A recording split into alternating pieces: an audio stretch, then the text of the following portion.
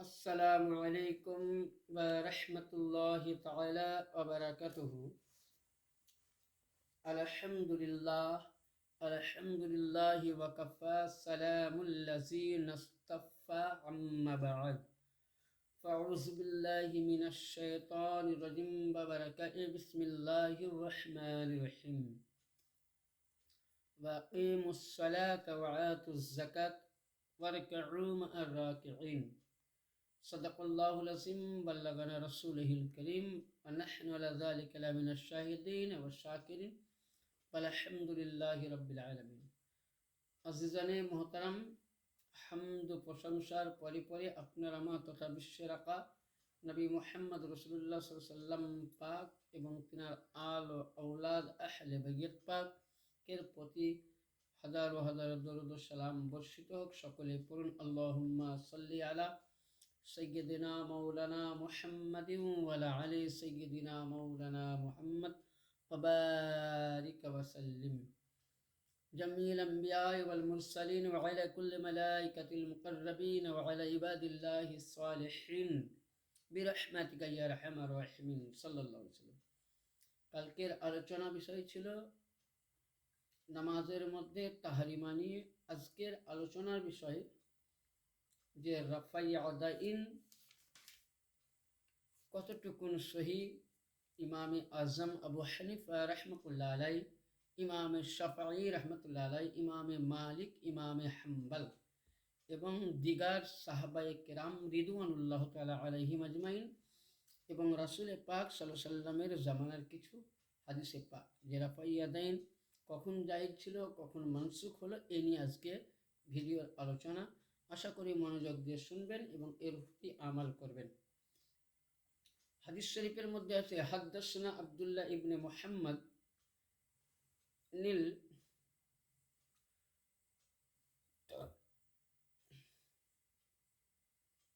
নুফাইল নারু হাইরুনা আমাশ আনিল মুসাইয়িব বিন রাফি তামিমি তাই আন জাবির বিন সামরা قال دخل علينا يا رسول الله صلى الله عليه وسلم والناس رفعوا أيديهم قال زهيرا وراه قال في الصلاة فقال ما لا أراكم رفع يدكم كأن أذنبوا خيل شمس أسقونوا في الصلاة। হযরতে রাফি বিন তামিম তাই রাদিয়াল্লাহু তাআলা আনহু থেকে রিওয়ায়াত আছে, হযরতে জাবির রাদিয়াল্লাহু তাআলা আনহু হাদিস পাক বর্ণনা করেন যে আমরা বসে আছি নামাজের মুসাল্লায়, ইতিমধ্যে আমাদের রাসূলে পাক সাল্লাল্লাহু তাআলা আলাইহি ওয়া আলিহি সাল্লাম উনি মাজলিসে এসে উপস্থিত হলেন।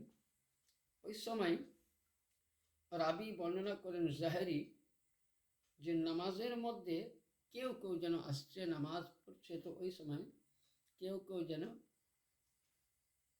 মানে যতবার রুকুতে যায়, সাজদাতে যায়, রুকু থেকে যখন যায় তখন তারা এইভাবে হাত রাফাইয়া দেন করে, সামিআল্লাহু লিমান হামিদা রাব্বানা লাকাল হামদু বলে উঠে আবার রাফাইয়া দেন।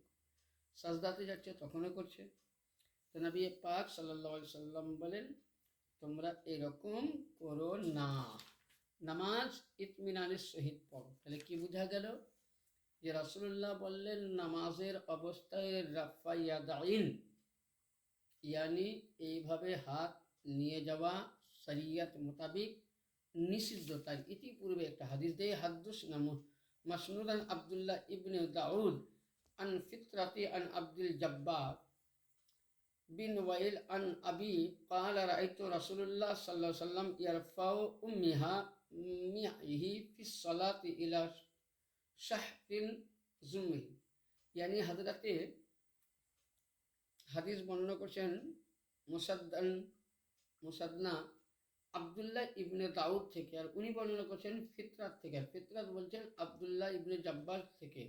আব্দুল্লাহ ইবনে জব্বার ওয়াইল রাদিয়াল্লাহু তাআলা আনহু বর্ণনা করছেন, উনি বর্ণনা করছেন তিনার পিতা থেকে ক্বালা রাআইতু, কে উনি বলছেন, ওনার পিতা বলছেন হযরতে আব্দুল্লাহ জব্বার ইবনে ওয়াইল, আব্দুল্লাহ জব্বার ইবনে ওয়াইল যিনি একজন সাহাবী রাসূল রাদিয়াল্লাহু তাআলা আনহু মা, তিনি বলছেন তিনার আন আবি, তিনি তিনার আব্বা থেকে বর্ণিত করছেন। আবিহি ওয়াজিদ এবং মাজিদ, মানে পিতা মাতার কাছ থেকে উনি হাদিসটা ওয়াজিদ এবং মাজিদ এখানে বর্ণনা করছেন। কি বর্ণনা করছেন? ওয়ালিদ মাজিদ মানে বর্ণনা করছেন কি আমি রাসূল সাল্লাল্লাহু আলাইহি সাল্লামকে নামাজ পড়তে দেখেছি, উনি প্রথমে এই হাত দুখানা লাউ পর্যন্ত কানে নিয়ে গেছেন, হাত্তা তাহাতু সুররান, নাফির নিচে উনি হাত বেঁধেছেন। আর ওনাকে দেখেছি রাসূল পাককে উনি নামাজ পড়েছেন তো কখনোই উনি রুকুতে যাওয়ার পূর্বে উনি আর দ্বিতীয়বার রফাইয়া দাইন কখনো করেন নাই। তাহলে কি দলিল হলো যে রাসূলুল্লাহ সাল্লাল্লাহু আলাইহি সাল্লাম নামাজের অবস্থায় রাফাইয়া দাইন করেননি, রাফাইয়া দাইন করা শরীয়তে নাই। তাহলে কি যে রাফাইয়া দাইন রাসূলুল্লাহ নিজেও করেননি, হুকুমও দেননি। নবী বলছেন তোমরা নামাজ পড়ো ইতমিনানের সহিত, বলেননি যে রাফাইয়া দাইন করো। এবং উনি এটাও বলেছেন যে তোমরা নামাজ পড়ছো তো হাতের মতন সোট কেন করছো, ইতমিনান করে নামাজ পড়ো। সাহাবায়ে কেরামরা বর্ণনা করছেন যে নবী কখনো হাত তাকবীরে প্রথম মানে উলা মানে প্রথম তাকবীরে রাফাইয়া দাইন করেছেন, দ্বিতীয় বা রুকুতে গিয়েছেন, সাজদাতে গিয়েছেন, একই অবস্থায় কিন্তু উনি রাফাইয়া দাইন কখনো করে নাই। অনেকে প্রশ্ন করে যে রাসূল পাকের নাকি করেছিলেন। যে হাদিসটা পড়লাম এই হাদিসটার নাম কি? আবু দাউদ শরীফ প্রথম খণ্ড কিতাবুস সালাত, হাদিস নাম্বার 732, পৃষ্ঠা নাম্বার 200। এটা হচ্ছে মাতবুয়া ফরিদ বুক, লাহোর থেকে, পাকিস্তান থেকে প্রিন্ট করা আবু দাউদ শরীফের মধ্যে এই হাদিস নাম্বারটা হলো, পৃষ্ঠা নাম্বার না মিলতে পারে, হাদিস নাম্বার পেয়ে যাবেন 732-এর মধ্যে। হযরতে মাজদুনা এবং আব্দুল্লাহ ইবনে দাউদ আন ফিতরাত আব্দুল জব্বার বিন ওয়াইল, এসব সমস্ত সাহাবী বর্ণনা করছেন জব্বার বিন ওয়াইলের ওয়ালিদে মাজিদ থেকে যে রাসূলুল্লাহ নামাজ পড়েছেন তাকবীরে উলাতেই যারা উনি রাফাইয়া দাইন করেছেন, দ্বিতীয়বার নামাজে উনি রুকুতে গিয়েছেন, সাজদায় গিয়েছেন, তাহিয়াত পড়েছেন, কখনোই উনি রাফাইয়া দাইন করেন নাই। রাফাইয়া দাইন করা শরীয়ত মোতাবেক কোনো দলিল নাই। এখন প্রশ্ন হলো, অনেকেই বলেন যে আগে নাকি ইসলামের মধ্যে রাফাইয়া দাইন ছিল, এটা সত্যই। রাফাইয়া দাইন নবীর জামানায় আইয়ামে জাহেলিয়াত, তখন মুসলমান কম ছিল, ওই সময় যেটুকুনি নামাজ ছিল রাফাইয়া দাইন হয়েছিল। কিন্তু নবী পাক এই মশলাটাকে কি করলেন, উনি এখানে বললেন इब्तिदाए इस्लाम में तकबीर उला के अलावा भी हाथ उठाए जाते थे। ইসলামের প্রথমে ইবতিদাই ইসলাম আসার প্রথমে তাকবীরে উলার পরে পরে উনি অনেকে ওরা ওই জামানায় হাত উঠাতেন। बाद में नबी करीम सल्लल्लाहु अलैहि वसल्लम ने मना फरमाया, রাসূল পাক সাল্লাল্লাহু আলাইহি ওয়াসাল্লাম আসার পরে ইসলাম মক্কার মধ্যে যখন বিজয় হলো তখন নবী পাক কিন্তু সাহাবাদের মধ্যে उन्हें हाथ उठिया तो माना करेছেন। और क्या वजह, मैं तुम्हें रफा यादाइन करते हुए देख रहा हूँ।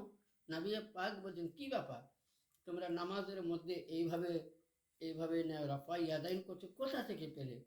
তো সাহাবায়ে কেরাম রিদওয়ানুল্লাহ তাআলা আনহু আজমাইন মেনেছেন। নবী বলেছেন সার্কাস ঘোড়ো কি দুম হ্যাঁ, যে এইভাবে হাত যারা উঠে নামাজ পড়ে সার্কাস খেলা দেখায়, যেমন ঘোড়ার দম নড়ে, এইভাবে এটাকে সার্কাস বলা হয়। এটা নামাজ সহি হবে না।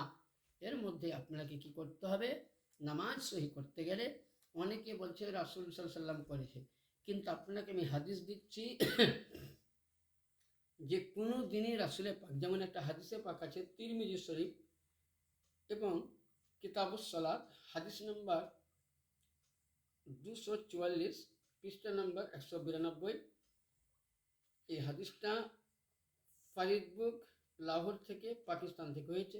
হজরতে আকলেমা রাদিয়াল্লাহু তাআলা বলছেন, রেওয়ায়াত করছেন, হজরত আব্দুল্লাহ ইবনে মাসুদ বলছেন, কি ব্যাপার, আমি তোমাদেরকে নবী পাকের নামাজ পড়ার মতন দেখাবো? তো সাহাবীরা বললেন, ইয়া রাসূলুল্লাহ, সাহাবীগণ, ইয়া সাহাবী রাসূল হজরতে আব্দুল্লাহ ইবনে মাসুদ আপনি দেখান। উনি নবী পাক প্রথম তাকবীরে ওলাতে যে নামাজ পড়েছেন সেই মোতাবিক উনি নামাজ পড়ার তালিকা দেখালেন।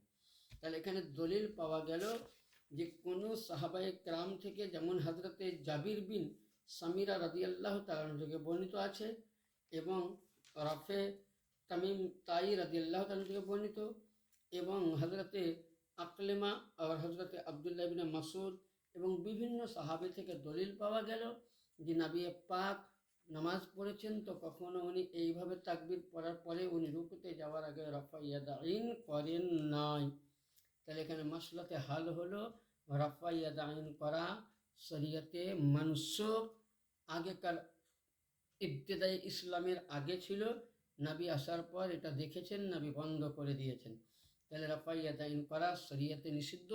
আজকে যে ভাই মুসলমান আমরা একই নবীর কালমা পড়েছি, একই নবীর কোরআন পড়ি, একই নবীর ইসলাম পেয়েছি, আজকে আমাদের মধ্যে বিভাগ দুভাগ কেন হবে? কারণ আহলে সুন্নাত ওয়াল জামাত ওই ব্যক্তি যাদের মধ্যে নবীর প্রেম, যাদের মধ্যে নবীর প্রেম থাকবে। আহাল মানে পরিবার, সুন্নাত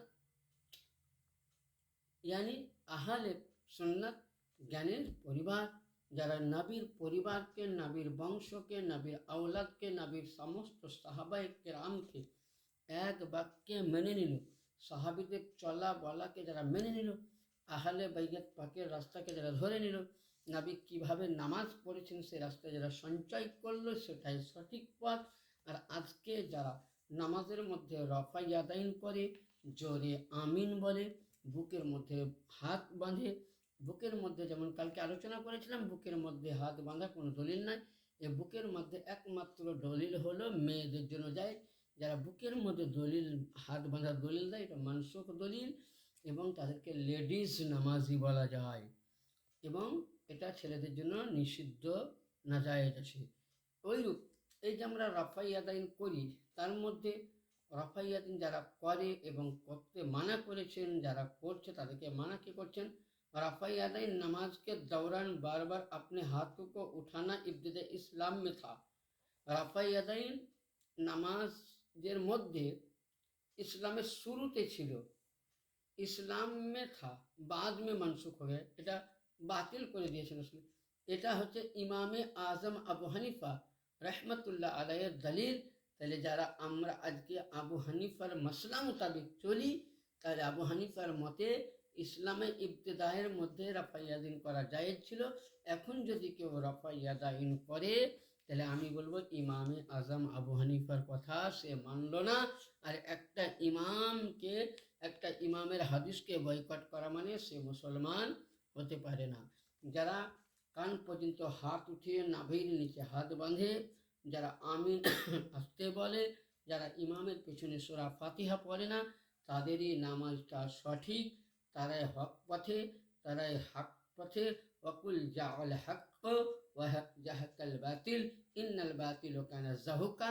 ওই ব্যক্তি হক যে রাসূলুল্লাহ সমস্ত সুন্নাত মেনে নিল, রাসূলের পাককে মানল, রাসূলের পরিবারগণ আহলে বাইত পাককে মানল, সাহাবীদের তাজিম করলো, আউলিয়া কেরাম বুজুর্গানি গৌস খাজা এবং মাওলা পাকদের যারা তাজিম করলো এবং তাদের তারিকায় মোতাবিক নামাজ আদা করলো, না কান পর্যন্ত হাত নিয়ে নাভির নিচে হাত বাঁধলো, আমিন জোরে নয় আস্তে পড়লো, ইমামের পিছনে সূরা পড়লো না, এগুলো হচ্ছে সঠিক নামাজ।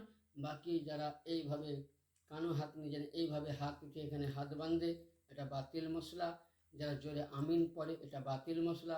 পায়ে পা রাখানো, এটা বাতিল মশলা। আত্মহাত পড়ার সময় আশহাদু আল্লা ইলাহা ইল্লাল্লাহ অব্দি আঙুল উঠবে, তারপর আঙুলকে খাড়ো করে টিকটিকির মতন করে, হাতির লেজের মতন করে নাচানো, এটা শরীয়তে নিষিদ্ধ আছে।